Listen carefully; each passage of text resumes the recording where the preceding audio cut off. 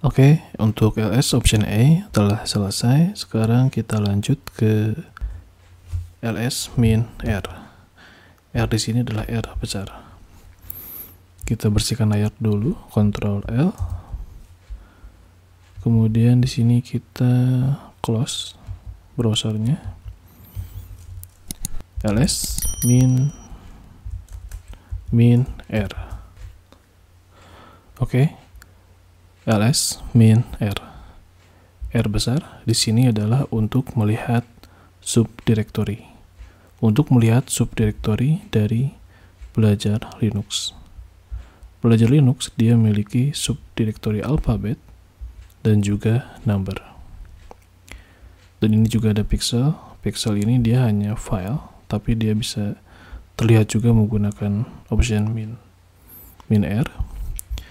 Tapi di sini kita fokuskannya lebih ke subdirektori. Belajar Linux alfabet di sini dia memiliki file directory A, B, dan juga C.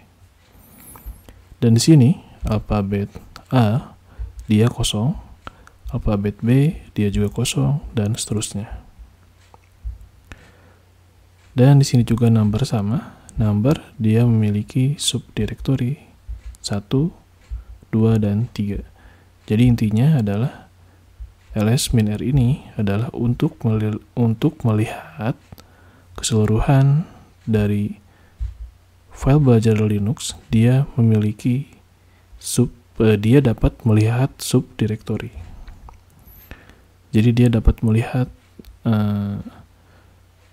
struktur-struktur direktori yang bercabang.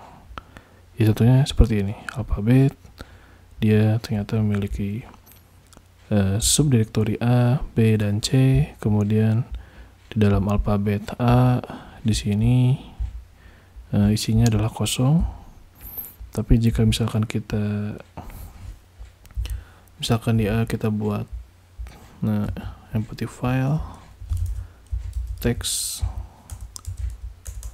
kosong, kemudian kita buat, kemudian kita cek lagi ls min r, kita cek alfabet, enter, otomatis yang asalnya sebelumnya kosong, alfabet A ini dia sekarang memiliki file.